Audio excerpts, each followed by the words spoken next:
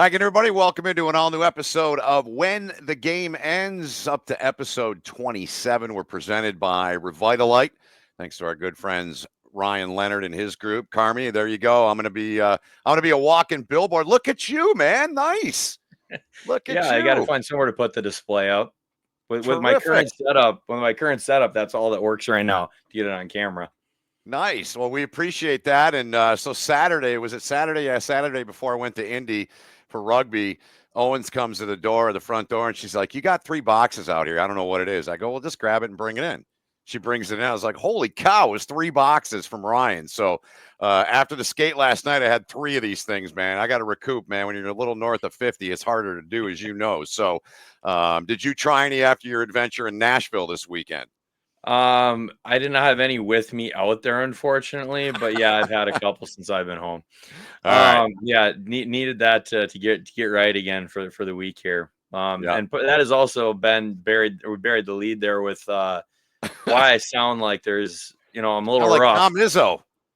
A little rough coming back from Nashville coaching. A lot of 7 games in 4 days takes a lot out of the voice, and then obviously go listen to some music on Broadway, and you're yelling then to be talk to the person next to you. But great experience, super fun weekend. The kids played well, and got to see some buddies out there, and it was fun. So it was well worth it. Awesome, man. Yeah, we had some feedback on our Twitter. We appreciate that. So keep that coming. Now, we got to get to our guests, man. We've had a lot of amazing guests on, and this guest today, Christian Vande Velde, this guy is as accomplished as they come in the world of cycling. 11 times in the Tour de France, 2-time Olympian, 21 Grand Tours he competed in professional cycling. The only thing I knew about cycling as a little kid was growing up was Greg Lemont. I had a good friend, Matt Martin, who was an avid cyclist. And he, by the way, said, "Christian's an icon. You're going to love talking to him." He doesn't know him. He just knows a lot about him. And you and I have done our work. Amazing career. Now works as a commentator for NBC Sports. We're stoked to bring him in. And without further ado, there he is. And Christian, thanks for joining us, man. This is all due to a mutual friend that you and I have, Rob the Hammer Hammerschmidt. So I got to shout out Hammer for helping us out and connecting us. How are you, man? Good to see you. Yeah, thanks for having me, guys. Great to be here. Yeah, it's great to he talk showed up with you. wearing the wrong shirt, but other than that, we're doing okay. I know there's so many different things now that I know. I mean, I should at least put a Blackhawks jersey on or something. I mean, not that we have much to talk about as Blackhawks You fans will. these days. I mean, we will. You will. You had your time. You had your We time. did. It's okay to sit out for a little bit. Yeah. We definitely did. I mean, when Taze and Kaner were there and all those guys, it was a good time to be and be in Chicago, of course. But right now, yeah, we're on thin ice. And the bad analogy, but for everything going on in Chicago sports, it's hurting right now, bad.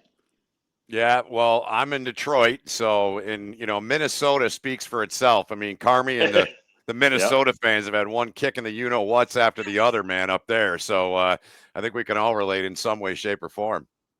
Love it. Yeah, for sure. Yeah, we don't need to get into that. Let's talk about more fun things. Yeah, let's talk about your career. I mean, I got 2 pages of stuff here in front of me. I mean, we always do our homework. What an amazing career you had. I don't think there's a ton of people out there in the mainstream, I suppose, that know a lot about what you men and women that ride these bikes go through.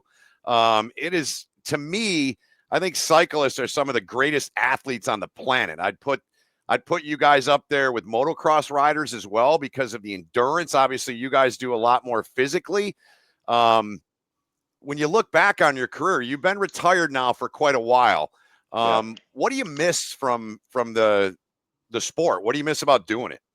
I mean, pretty much like most of the riders, and I think athletes in general who are blessed enough to have a long enough career like I did, I think they just miss the camaraderie. I don't miss competing at all. I got that out of my system a long time ago. I've crashed too many times. I've broken way too many bones. I know what that feels like. I really just miss being with the boys. Our bus that we have, every team has a big bus. It's like a big old 40-foot bus. And that's our locker room. And that's like we're the one zone that no one could come into, no press and things like that. And I miss the bus. That's where, the best times and the worst times all go down. And I definitely, that's the one thing that is lacking. And, it's hard to fulfill again. And, of course, with the adrenaline, but I get that doing I'm on the back of the motorcycle during the Tour de France, Yeah. so that's terrifying in its own right. So I get my fill of endorphins these days doing everything else. Yeah, I sent one of those videos to Carmi, and before Carmi goes, I've been screaming for years in all the sports I've done. Let's get, like, in rugby, for example, I do a lot of rugby now. Like, let's get a mic and an earpiece on these front row guys in the scrum, man. That's amazing. I want to get into that more as we go along. It's part of what you are now doing. You transitioned out of your career, but I know Carmi wants to jump in here first. Well, I was just gonna say, like, the number one, the camaraderie thing, right? We talk about that. It hits almost every person we have on. It's without a doubt the number one answer what guys miss, right? I have a lot of them still miss the competition. I actually had a moment this week in coaching the team I coach. We're in a great game between periods. I'm like, God, these are the ones I miss playing in. And but to your point, the injuries, right? And I've had a few myself, but I was reading through your list and I couldn't get to the end of it. And I've always wondered about that. I'm surprised, and maybe it's just like my lack of knowledge about the sport. I'm surprised there are not more injuries and more serious ones because of the tumbles you guys take and the mass pileups that happen. So that leads me to my first question. What was the worst injury? And I'm not talking about, like, most like bikes in the pileup or whatever it is. Which one was like, this one really hurt, this one was a problem? Which one sticks out the most to you? Yeah, that's easy. That's an easy answer. And that's back in 2009, the Giro d'Italia, which is the Tour of Italy. So there's 3 grand tours. The Giro d'Italia is the first one, the Italian one, obviously. Then it goes to Tour de France in the middle, and then the Volta a España, the Tour of Spain. And during the Giro, I ripped out all my front spokes, actually touched the back of Lance Armstrong's bike by accident, and all the spokes came out and my forks went straight into the road at like 45 miles an hour. I know it's a horrible visual, isn't it? Wow. And I just, a lot of times when you slide, you take a lot of skin. It's horrible, abrasions, things like that, burns. But when you have that impact where you just don't move, that's what happened in this one. And I broke 5 vertebrae and my pelvis and a rib. And that gave me pause of what I was doing, so 7 bones at one time. And the worst is that, you're an Italian hospital and they're like, yeah, maybe you got a broken rib, and I could feel the bones moving around in my back on the stretcher. I'm like, I'm pretty sure it's worse than that, but that was the worst pain I endured, and definitely the most heavy crash that I had. But yeah, I broke 22 bones during my career, a lot of collarbones. Collarbones is like the plague of cyclists, because it doesn't take much pressure to really break those collars. So I still have, 2 plates in here and screws and all that stuff that I need. I'm too much of a wuss to get taken out. But yeah, I've had some doozies, man. And yeah, that's a little bit of the PTSD that makes me refrain. But it's a great point, and it's very observant that I'm surprised that there's not worse crashes out there. I mean, it's probably, not actually probably, it is the most dangerous sport there is these days. And the speeds of what these guys go, even since I've been retired, and it's not really that they're going that much faster, but it's the depth of the actual peloton. That there's only so much tarmac at the front of the road, and there's going to be, a lot of contact within the peloton, and yeah, it's nuts. They're not slowing down anytime soon either. Well, that's kind of what I was going to ask real quick, Ben, too, as a follow-up question is, when you're in the heat of the moment, because like people look at different sports and people think hockey players are crazy, or they think, football players are nuts going against these 300-pound linemen. But in your sport, is it something you think about when you're out there, when you're flying down a hill with guys all around you, like not bumping into the people around you? Or are you so dialed in it doesn't even cross your mind? No, Mike, that's a great question. These are great ones. I would say that yes, it does encroach when you're in the zone, in the pocket. You don't think of anything. You're completely aggressive, and that's when you're in that flow state, right? But there's all those times that you got serious pucker factor, like when you're thinking, oh my God, what if scenarios. And the second that starts, it's time for you to exit the sport, And so there's so many times, and it's the trust that you have within the peloton, because I can't I could only protect myself and I could only know my skill level. I don't know how the person in front of me is going to do, because most times the crashes happen. If they happen in front of you, there's nothing you could do and get out of the way. So there is that camaraderie within the peloton. You look out for each other, you point things out. There's traffic islands, going 60 miles an hour down a descent.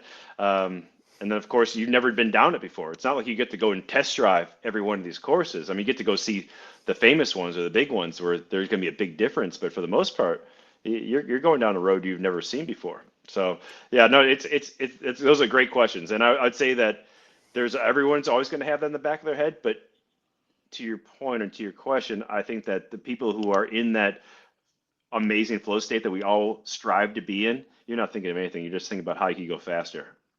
Makes sense. But yeah, I was just curious about that, because watching it, I'm like, my God, like that looks, it's like, how do you guys not hit each other every single time? So yeah, no, we were friends with a bunch of MotoGP riders in Europe, and there are a lot of the MotoGP riders, and you brought up the motocross racers. They all ride bikes for training, and because of the power to weight ratio, and they're really good bike riders as well. And so they go in the car once in a while. And one of my friends came back at Sete Gibernau, and he's like, "Man, you guys are crazy." I'm like, "What do you mean we're crazy? You're going 300K an hour." And right. he's like, "I have a massive helmet. I have leathers on, a back brace. You have a skin suit on. That's like your pajamas or your underwear and a styrofoam cap. You guys are insane." So yeah, it's pretty funny to get that perspective from somebody who goes 10x the speed that we go every day and still crashes, but they have the kitty litter to runoffs and things like that. To your point, I would suggest to people to watch the Isle. It's called the Isle of Man, right? That is insane, like nuts. Like, so I want to go another direction, but I like just kind of following off our guests. So if you had to rate the top 3 most dangerous sports, what would those 3 be? Along, obviously, with cycling. I mean, motocross is really dangerous these days. Yep. Supercross, I should say. Yeah. Motocross as well, but supercross is wicked dangerous. Yep. And then, I mean, Isle of Man, I'm not really calling that a sport, because that's like a one-off psychopathic. I mean, all respect to those guys, but that is nuts. But the MotoGP guys don't hurt themselves that bad as much anymore. I mean, they definitely get hurt, a lot of wrist injuries. I don't know, man. I mean, I'm up there with, and then I guess football, really, just because of how much they just abuse their body. I mean, hockey, of course. What about skiing? What about skiing? Skiing, well, that's a good one. Skiing, downhill skiing. That was not top of mind. That's a good one. I like that. You guys been thinking about this. Well, I gotta get my game. And that's to me, it's very similar to what you guys do.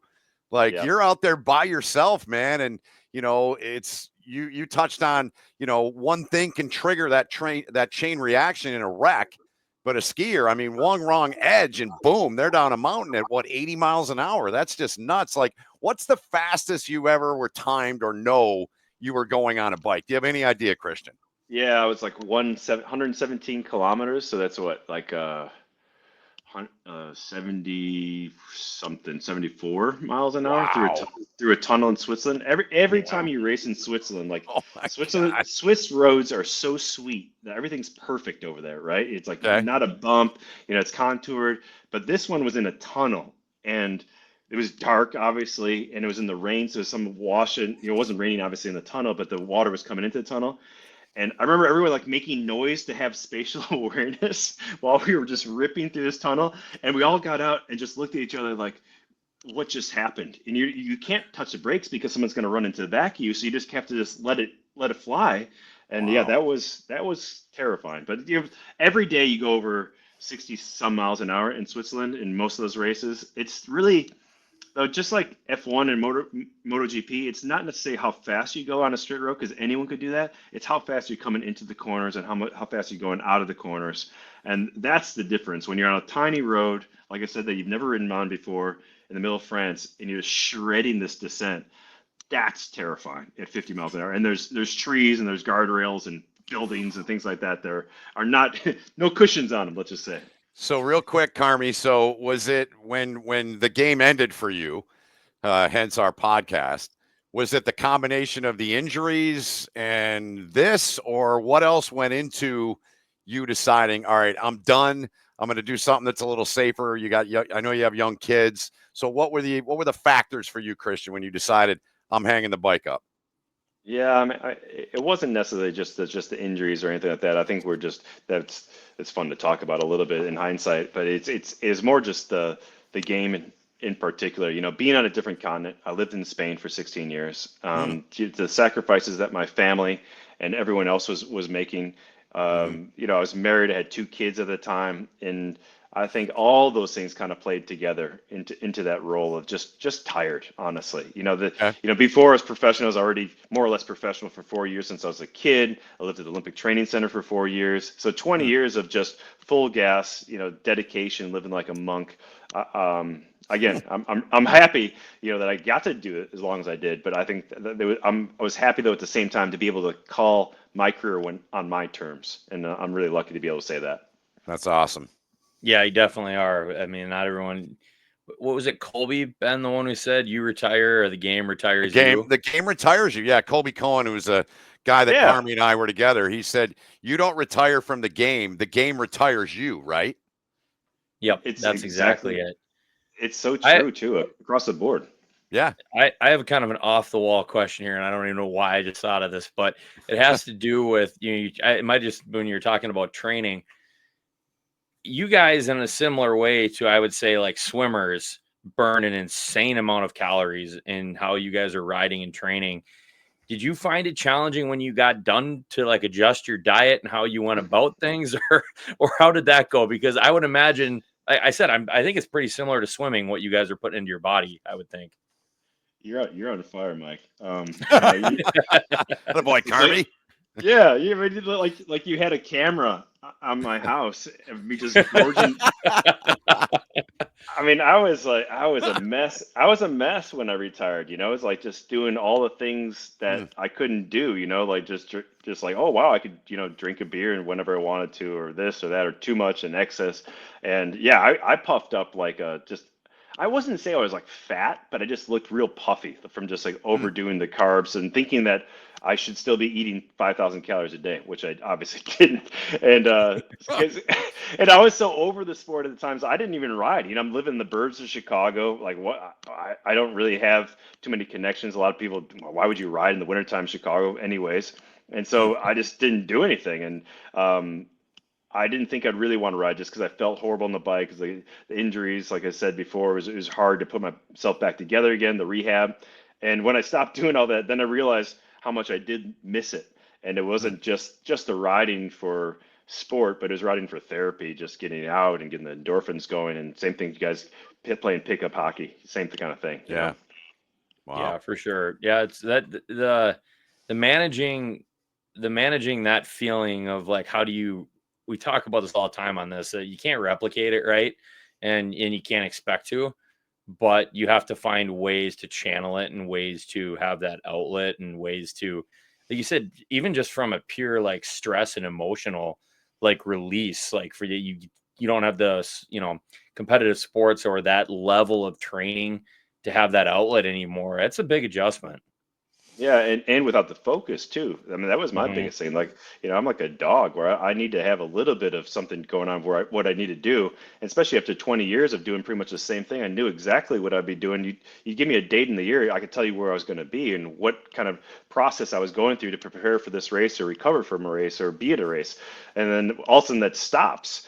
And it stops when, first of all, your wife have already at that point in time 15 years is like, why aren't you at training camp? Why are you still in the house? And I'm looking like, well, why am I here? And so that, you need to find something to do. You need to find a hobby. You need all these kind of things. But you're right. It's for me, it was the process. You asked what I miss. I miss the process as well. The camaraderie in the process. Now I like just feeling healthy again. And luckily I have a bunch of really good friends right here in the neighborhood that I went to battle with many times over.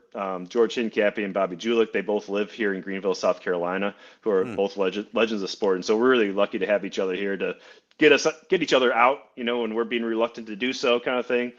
So it's been good to have the bike still, and of course the weight room and doing other things. But I would say the bike is always the fulcrum. Right. Speaking of legends, I want to ask you about your dad. And I saw a clip today and doing some research, and you said, I quote, "I didn't have a chance." Your dad was a 2-time Olympian like you. Unbelievable career. He's in the Hall of Fame, in the bicycling Hall of Fame in the United States. What are your earliest memories of, one, getting on the bike and your dad being there with you? And then secondly, when did you realize, okay, this is what I'm going to do for a living? Man, like immediately. I mean, I remember, Instantly. I mean, I was riding, he had me riding a bike, I think when I was 3 years old, and Okay. it wasn't like he forced me or anything that I couldn't wait to. I was killing him, just asking him day after day after day, and finally he got that for me. Then I remember just getting up at 5:30 in the morning. I could hear him pumping up his tires, hear the psh, and then running out of bed, and then he would let me ride with him for, half a mile, and then he'd go out and do his 40, 50 miles or whatever that was. Wow. But I would always start out every bike ride, and then he'd get me afterwards, and we'd do another little loop. So yeah, I mean, of course, I adored my father. I looked up to him so much. I wanted to be just like him. And then when I got into a teenager and being a little jerk, of course, I'm thinking, well, if he did it, it can't be that hard, right? So Yeah. I got this shit. But I would say the biggest memories though is watching WGN when Breaking Away was on, because my dad was one of the bad guys in Breaking Away. So I saw that. Yeah, I've so seen that too. I get to be able to stay up late enough that scene came on, then we had to go to bed. That was it. Done. That's pretty cool, man. That's really cool. And the impact of that, there's nothing like that father-son relationship, and that's really cool. I want to go back though a little bit, the recovery stuff. Like, kind of walk us through, like, you in the Tour de France, what was the average you'd ride in a day in that event? It is the greatest cycling event in the world. So, like, walk us through that. Like, what was that like? And what are some of the things you had to do? I don't know how you guys do it. You get back on the bike. How many miles would you ride in a day? So the Tour de France and all those Grand Tours I mentioned earlier are Yep. 3 weeks in length, so 21 days. And Okay. average is like right around 2,300 miles. So right around 100 miles-ish. Some days Okay. are shorter, some days are longer, but I would say on average, 100-ish, a little bit more Okay. per day. So you're racing 4 to 5 hours, and the big days are 6 to 7 up in the mountains when you're going at a slower rate of speed.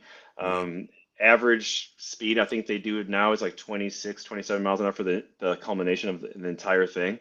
So it's just, again, that whole process, the soigneurs or the massage therapists come and take your suitcase every morning, because you're changing hotels every day. You're bringing it into the truck. It's a whole process. And you get to the race an hour and a half beforehand. You're having your shakes.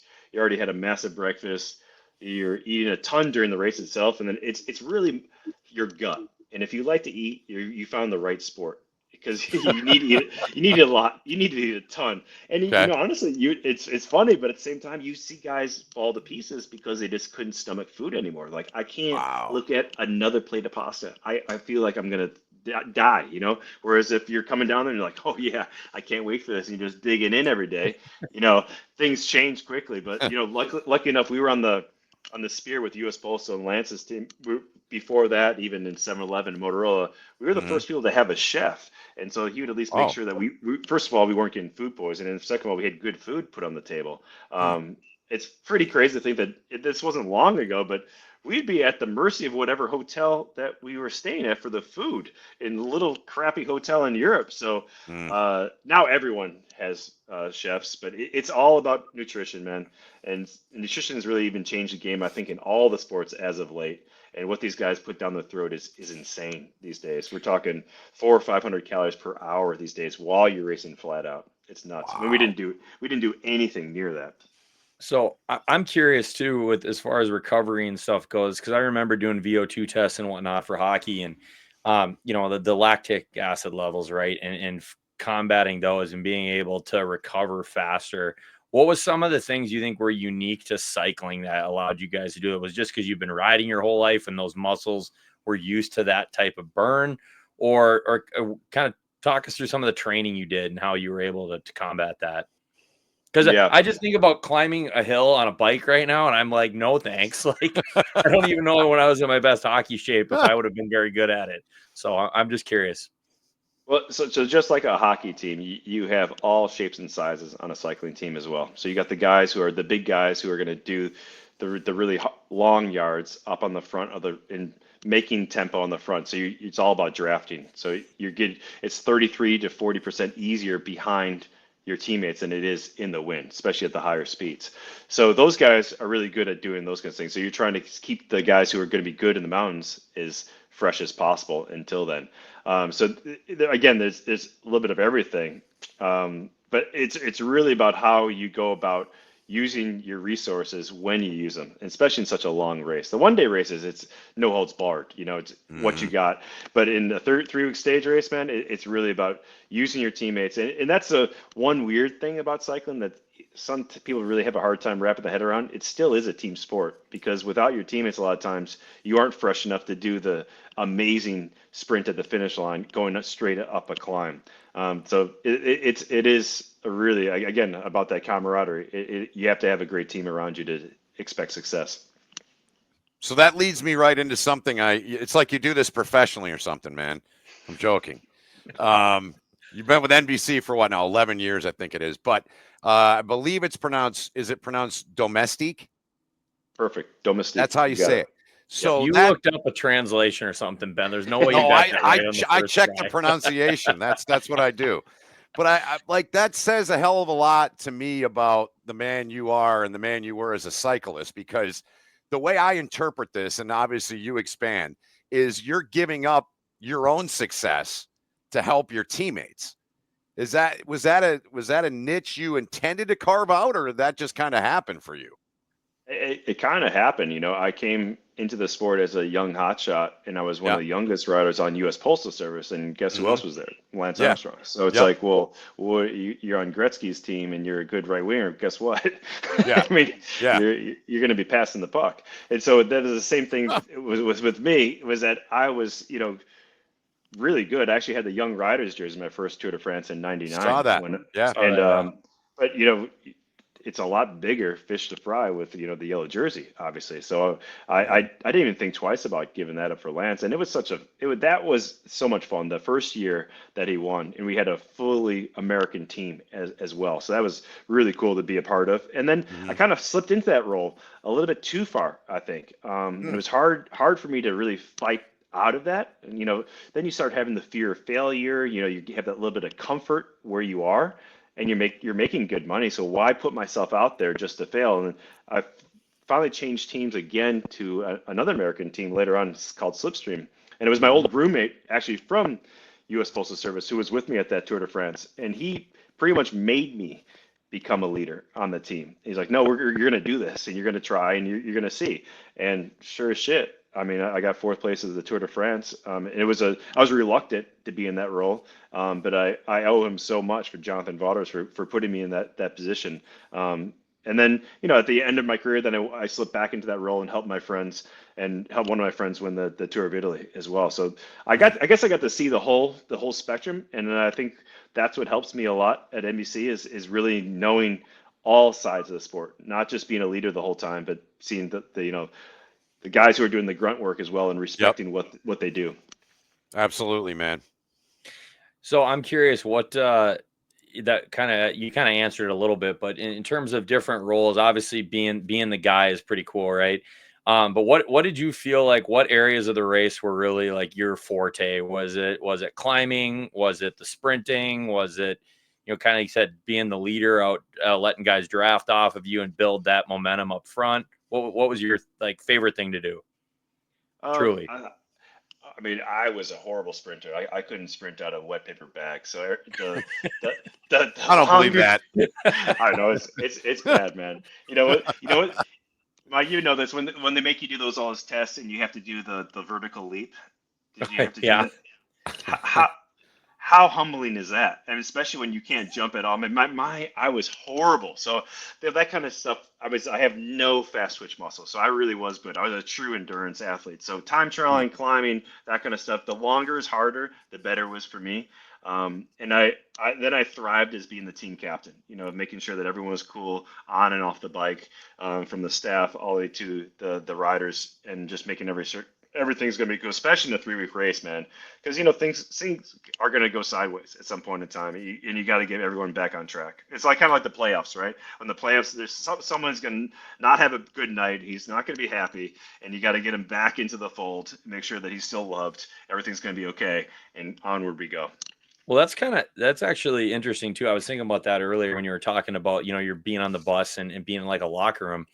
I mean, you guys are in really close quarters together for a very extended period of time. Like, you can talk about playoffs and hockey and other sports where, yeah, you've got, a 2-month grind to win a championship, but 3 weeks together, like in those, in a lot smaller quarters, a lot more confined, a lot more one-on-one time going from hotel to hotel like that.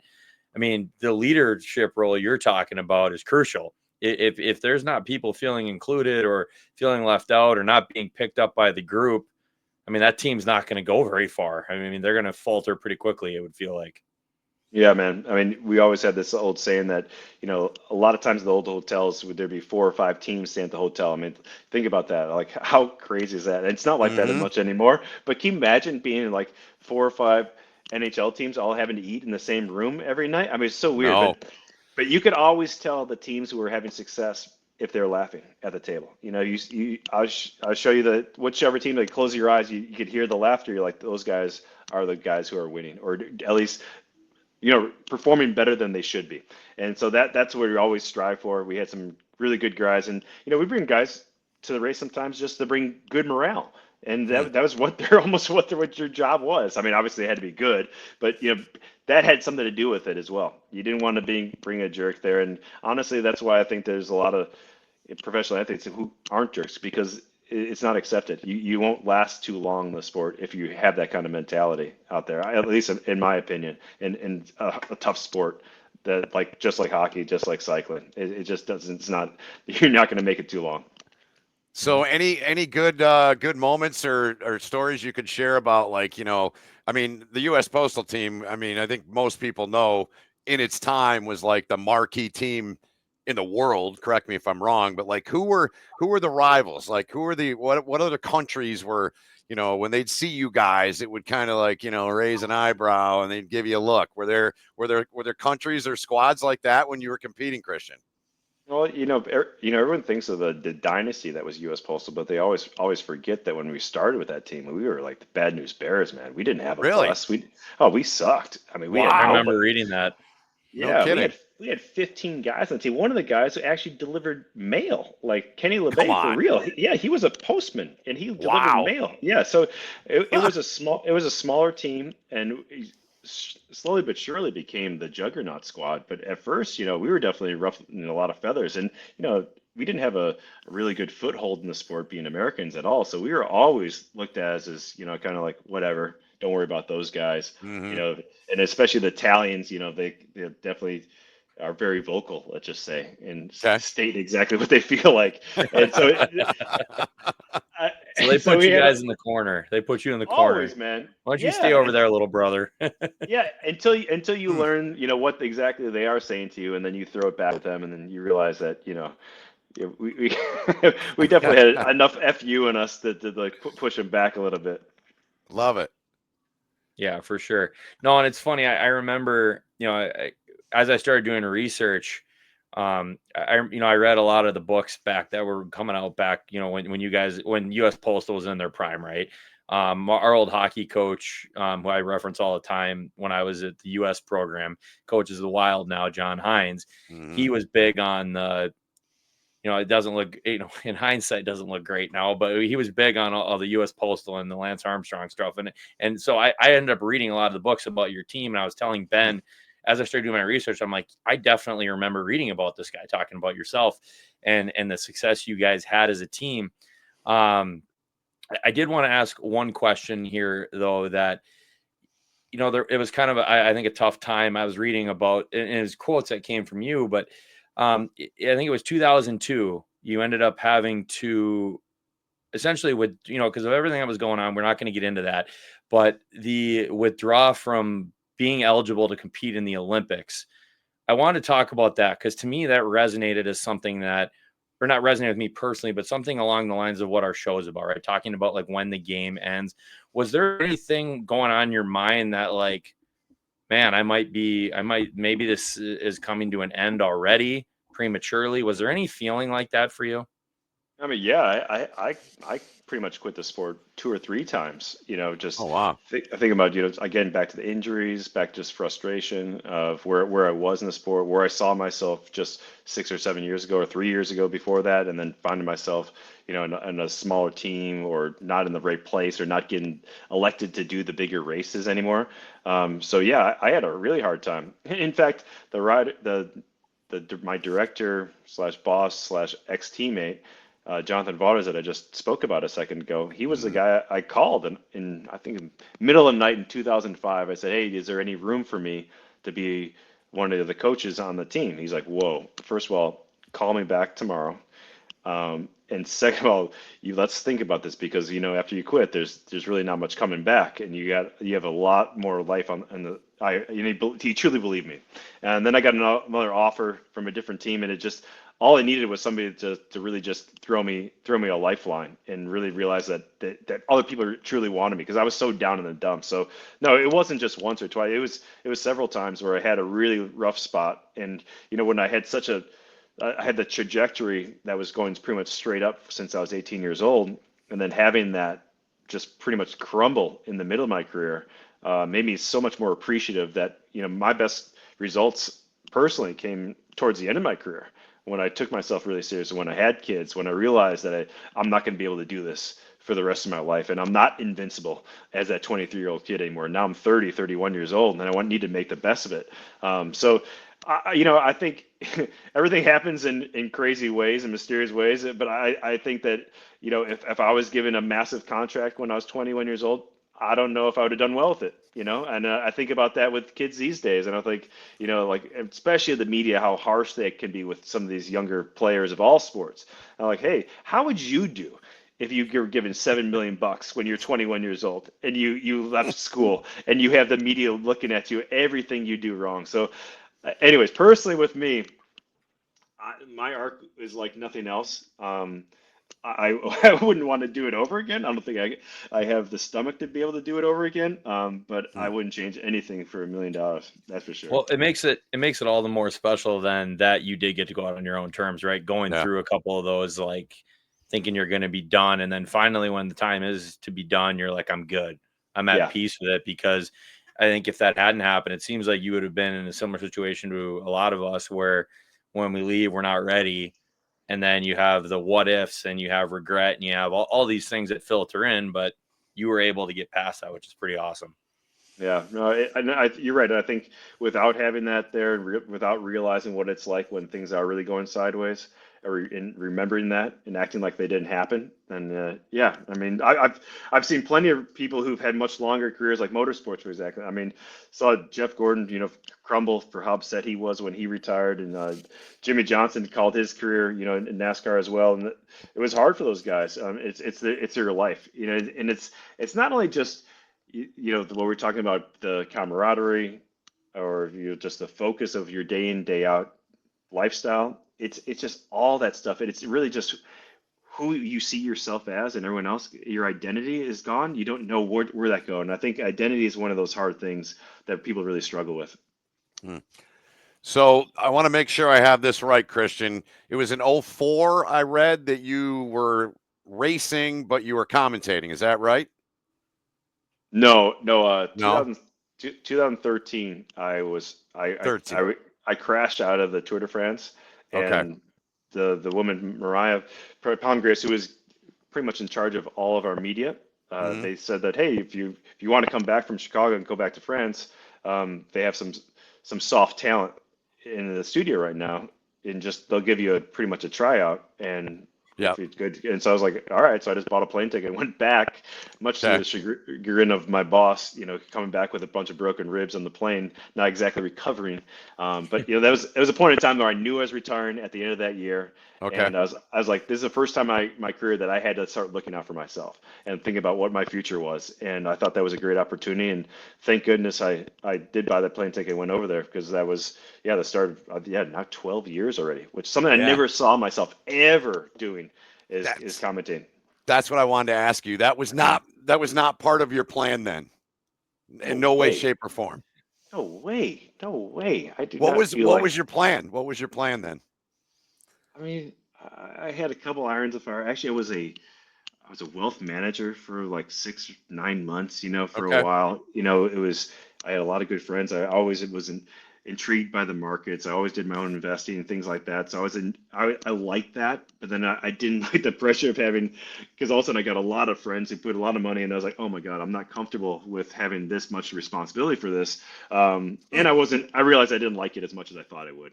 And then this opportunity came up, and then a little bit later with Peloton, we started doing our own cycling camps.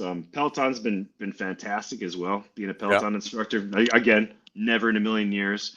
I got so much shit from all my buddies. What is what your sellout you are? You're doing spin classes. So that's been a lot of fun, especially as the years have gone on.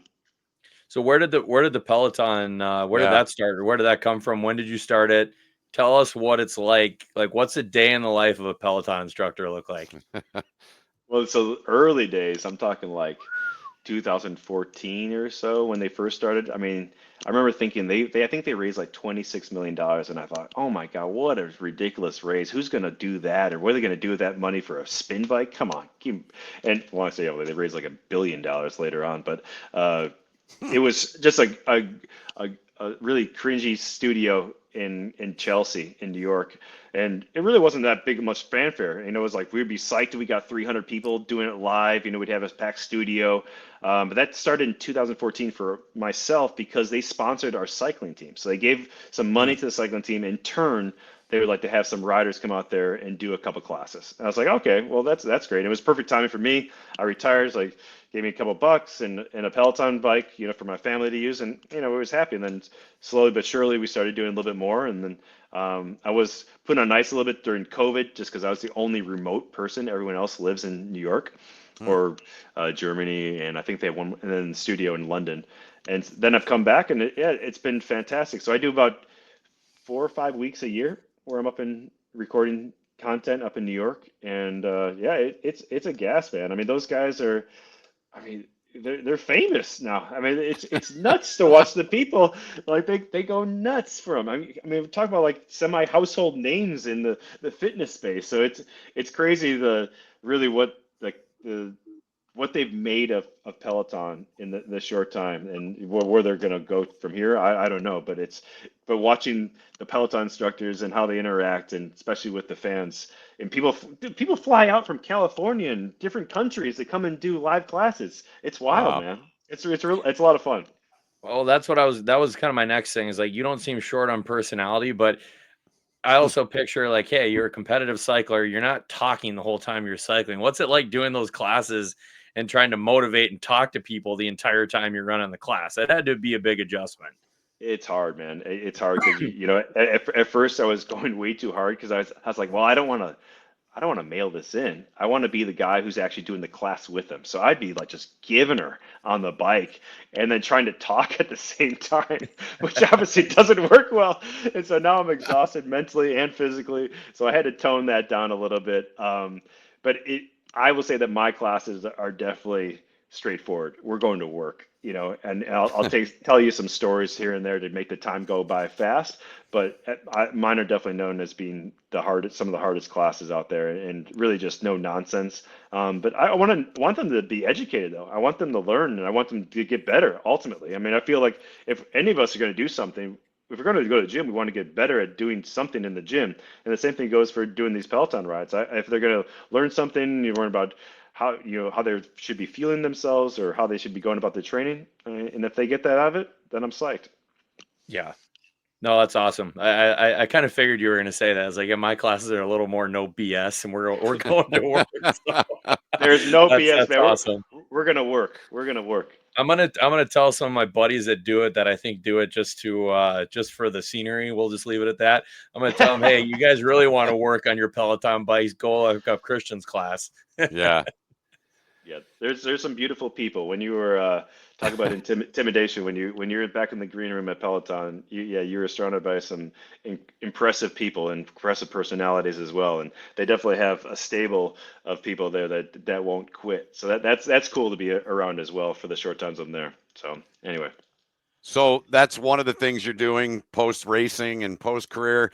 Back to the TV stuff, man. Groundbreaking stuff that you do. I have so much respect for the people that drive the cars with your bikes on the roof, but the person that drives you around on the motorcycle, is that when you're on location? Are you always on the back of the bike? Is that it? Like that's your booth, right? That's how you do it. Yeah, so I started in the studio. So I was in the studio for 9 years, Okay. and then that moved back to Stanford during COVID, Yep. and that was very soulless, not being Yeah. in France personally. And so when the opportunity came, I would say, well, I could do the motorcycle. And Sam Flood heard about that, the president of NBC, Mm-hmm. and I was like, and he's like, yes, that sounds like a great idea. Then there was no discussions, and I realized that I maybe opened my mouth a little bit too early, and that's I was in it. And honestly, it's been the best thing. I would say that it's the best and worst job in the world. It's when there's nothing going on, there's nothing going on, and you're still, Right. sweating bullets out there because you got all the protective gear on, and you're not going that fast, and you're behind your driver, so you're not getting in that wind shear. And then, of course, it's absolutely terrifying as well sometimes with no control. I wouldn't say that I'm a control freak, but it's so much scarier sitting behind the guy who's driving, and your center of gravity is higher, so because the seat goes up in the passenger, so Yep. you're almost looking over him a little bit. So yeah, you think you're going to crash in every corner, and the brakes are so much better than you appreciate. But at the same time though, I'm in the race. I get to see, smell, feel what's going on all the time. It's a really cool, and sometimes I have to pinch myself that this is what I get to do for a living, at least during July. So that's Yeah. a great experience, and I'm not giving it up anytime soon. That's It's probably awesome. comparable to like being between the benches, Benny, right? Yep. Is that Oh, a fair? 100%. It's 100%. exactly Yep. the same thing. And Sam was one of the first guys to do that with Yep. NBC. And oh God, who was it? Glasses. Who is that? Help me here, Mike. With what, hockey? Yeah, Well, Darren Pang's done it forever. Pierre McGuire did it with Pierre. probably with Pierre Sam. McGuire. He was Yeah, with there you NBC. go. Yeah. It was Pierre, Yeah. and I I love should Pierre. know that. Great guy. And so I got to work with him at the Olympics in Rio and hang out with Yeah. him a bit. And because I always loved his input, and that's exactly what the mindset was. And it took that I get to change it a little bit because I actually raced in the race, so I could give Yep. you a different perspective of what you're actually seeing, what I'm seeing out there. Mhm. But why I like it the most though is because I get to really drive my conversation in any different way I want to, and it's not necessarily that we have an agenda like we have in the studio to get Yep. to. I mean, I always loved the post race because there really was an agenda and it's pretty much off the hip. But on the motorcycle, you're just seeing, you're taking in and trying to explain what I'm feeling on the road and bring it to the people at home. And so I really like being like that. Yeah, it's awesome television. So you mentioned the Olympics. I mean, you finished fourth. You just missed the podium in the Tour de France.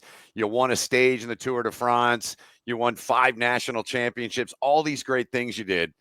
But the Olympics, man. I mean, Carmi can relate in the sense that he was a player for the United States in the development program. His line mate, Christian, was Patrick Kane when he was coming up. Played Oh, in the there you World go. Juniors, all that stuff. Is that the biggest thing you did, or how do you summarize all those things you did in your career when you look back? What it meant to be an Olympian for our country?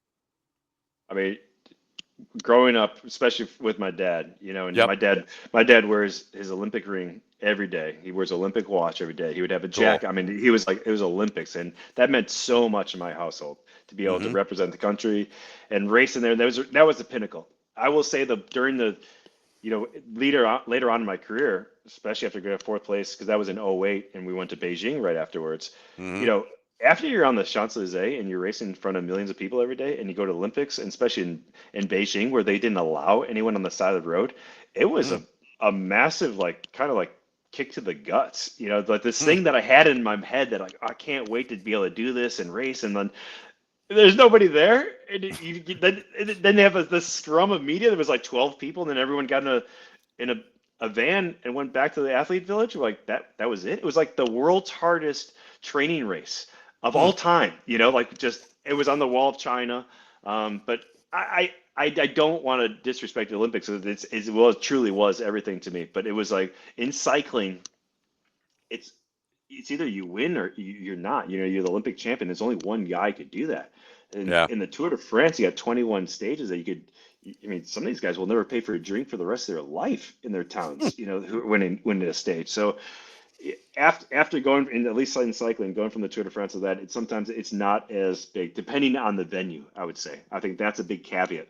Whereas Paris this year, unbelievable. What you saw there, going up to Sacré-Cœur, going up Mont-Tremont. I've heard from the moto guys that my drivers, they couldn't hear the producers at all in their helmets at all the way around. So they were completely Wow. blind of what was going on because it was deafening sound going on throughout the course. So, yeah, anyway, that's all a very long-winded way of saying that my experience in '08 wasn't amazing. Like my father was there. Of course he was there, and he couldn't come in contact with me. We were in between two barriers of fences. So it was, Huh. it wasn't, anyway. Yeah. Yeah. How does that work with, because you said there's only one guy gets to be on the podium, right, for the Olympics, and Yeah. you said when there's a 3-week race, like you take turns, like depending on what your strengths are, some guys are going to win certain legs for the team and different things, but the Olympics, there's one shot.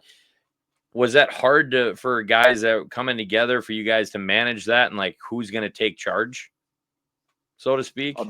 Yeah, it's not easy. I mean, we had a good group of guys for the U.S. team that year in '08, so we had kind of knew everyone's where the strengths and weaknesses were, and there was a couple guys, yeah, they gave everything for me, because I had great form just coming off that fourth place, like I said in the tour. That just ended 2 weeks before that, and we just had one other guy, Levi Lepper, and we were just pretty much going tit for tat. I'd cover move, he would cover move, and we were very fair about that. But yeah, there's a lot of teams though that have a really deep team, and it's a business at the end of the day, and you have to sometimes bring out your checkbook, like, hey man, if I'm working for you, things like that. I mean, it doesn't always get to that, but that's that I would say that's a difference in the Olympics where there's not as many people who are making a career out of it. It's a 4-year sport. Hockey's very different, basketball different, cycling is way below those as far as obviously compensation, but it still is a job. And so it still has to be a sport. And everyone knows that if they order the help, well, how about something for the effort, Yeah. Yeah. That's right. Not a bad strategy. Yeah. Real quick, you touched on it when you were talking about like, the crowds at the Tour de France and how crazy that is. You watch the footage of some of those, like when you're going through the smaller towns or on these smaller roads and the people are just like hanging into the road. Again, talk about a thing. I'm surprised more people don't get clipped by bikes. I mean, what's that like riding through that? It's got to be incredibly motivating, but also like an external factor to worry about some fan clipping you when you're trying to get through them, because it's pretty narrow in some of those areas, it looks like. Oh man, I mean, the problem is that they can't put up 160 kilometers or 180K or 120 miles of barriers, right? It's impossible. And so they Mhm. only do it out of like the last 5 kilometers, 3.1 miles or so. And Alpe d'Huez, for example, it's probably what you're alluding to, is crazy. And I don't know how you're going to be able to keep them away. And it is part of the mystique of the sport. At the same time, it is terrifying at times. So there's good fans, there's bad fans, just like in any sport, right? There's the guy who just wants to get on Mhm. TV, another guy throwing beer, and there's also the passionate person who can't wait to see you. So yeah, it is nuts when you're going up those mountain passes and everyone's going flat out and screaming bull horns and all that kind of stuff in your face. So it's real. That's awesome. Yeah. What do you, Very Christian? unique. We just got a couple more things for you here. We really appreciate you coming on. This has been incredible, man. But I'm curious to get your take now on really kind of the state of cycling in the United States. I mean, where are we at as a country? Are more kids getting into it? Are we developing riders? Where do you see the sport as it stands now here in the going into the summer of 2025? Funny enough, we don't have races to showcase the talent that we have. Hmm. I would say that we're in a horrible spot as far as that goes. Hmm. When I was racing, we had the Tour of California, Tour of Georgia, Missouri, on and on and on. Colorado Mhm. was a big one. We don't have that. But that said, we have fantastic talent right now, and they're showcasing themselves. We have Mateo Jorgens, who just won Paris-Nice for the second time. Sepp Kuss, who won the Tour of Spain. A ton of young kids coming up. Ashton Berry, one of my teammates' young son, is one of the best juniors in the world right now. So we got a lot of great talent out there, and I think it's mostly just because of technology and being able to find talent now, because everyone is just a finger touch away on their iPhone of seeing what your wattages are, what your metrics are, and being able to showcase that from afar. But so we have some great talent against all odds coming from the United States and racing abroad across the pond. So that's really fun to see. And the people who watch on NBC, they're always going to watch, but it makes it so much better when we have a story from someone who's homegrown here, and really showcasing that in the Tour de France. Why is it that there aren't any races in the States? Yeah. What's the thought? Oh, funding. It's a lot of money, man. It's a lot of money to shut down those roads, and we're a very legal country, with a lot of lawsuits, and so therefore it makes it a lot harder. And the backing of the country itself in the Tour de France, those are all paid for by the government. So you have the gendarmes, the best in the world, driving those motorcycles around, the policemen out there, and then the local municipalities all pitch in, and it would be astronomical to do something like that without the backing of our government here in the United States. It would be amazing. Wow. I mean, we have such an incredible, you think about Colorado, Utah. I mean, it goes on and on for the mountains that we'd have to climb, but that's what it is. We just don't have the history that the Tour does. Last thing, unless Carmi has a follow-up, any advice you would give to anyone that may see this, and something that Carmi and I like to mention too. Yeah, this is driven for athletes and coaches that transitioned out, but it's also just everyday people can use this, right? Because you change a job or you change a career. Like, what do you say to those people, Christian, that, maybe you can pull from your experience, say to them like, hey, try to do this, this, or this, or what are your thoughts on making the transition out? I mean, one of my biggest ones that at least in hindsight is how many times that I put myself in a very uncomfortable spot throughout my life. And I continue to do so today. I think the second I get complacent and comfortable is always the time that I start degrading, going backwards. So I look back at my life until present day, then I continue to put myself in a place that I am terrified of being. And so I think the more you could continue to put yourself in an uncomfortable position and really push yourself to do more than you think you can, I think that's without sounding too sappy, that's been one of the things that has really helped me a lot. Really just that desire to really be curious and really try and push myself out there. And look, I said it earlier, I had a serious fear of failure at times with my own career, where I did get a little too comfortable. And maybe that's in the back of my head now, and realizing the years that were lost and not pushing myself when I could have really, gone in but with both feet. Good stuff. Yeah. No, I didn't have anything else to add really, Ben. I think that's obviously good advice for the pushing, right? Like knowing when you have an opportunity, and even once you think you've made it, like you can't stop the work, right? You can't stop driving. And yeah, I mean, a little bit of fear of failure is healthy, right? But yeah, it's just something where if you take, you have an opportunity in front of you and you get there and you just think I'm set, right? And it happens to people all the time. Yeah. And like earning it and keeping it and thriving and battling through it. And you obviously did that too. Like you got through some tough times, and more power to you. So that's good stuff. And congratulations on great career. And we really appreciate having you come on, and got our first cyclist on. So what's that, our third sport, Benny? I think so. Yeah. Yeah. No, well, technically 4, because we've had football too. Yeah, we have. I mean, so Christian, I mean, we touched a lot about hockey. Our backgrounds are strongly in hockey. Like, what are your favorite sports to watch? Like, is hockey right up there? What do you like to do in terms of sports and, being the athlete that you were? I mean, I've lost so much touch with hockey, especially with the lack of the Blackhawks talent at times, and then living abroad. But I don't think anything touches playoff hockey out there. I absolutely love it. It's funny that you brought up Colby. I have a friend. We have a friend and friends in common with Colby, and him calling the games in Chicago as well. So yeah, I love that. I love Supercross, and so it's funny Okay. you mentioned that as well. Yep. I'm a massive fan of it, and have a lot of friends who race out there, who call the races with Ricky Carmel, for example. Yeah. So Yeah. that I love that stuff, and anything that you're being that physical and pushing, because you see these guys flopping on shot, things like and fouls like that. You're like, dude, that Yeah. guy just crashed at 45 miles an hour and he's finishing the race, half his face is ripped off. It's like, Right. come on, like. So I have to have a little bit of darkness in the sport, or I'm not going to get behind it. That's good. That's Understandably. why I have a hard time watching basketball. No offense to basketball players out there. I don't want to deter any that we have. Come on. But I'm sitting here trying to watch the Timberwolves play right now. And we won't name the player on the Thunder, but everybody knows who he is, man.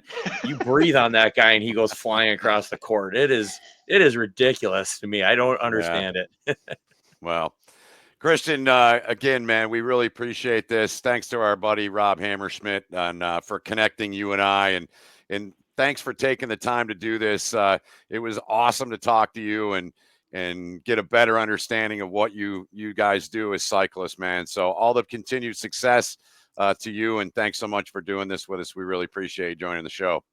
Likewise, boys, and I'm very impressed with those questions. I mean, you definitely get into the fun stuff, the things that people want to. I mean, usually it goes straight to like, how do you pee off the bike, and that's I appreciate that we didn't have to go there, like the lowest common denominator.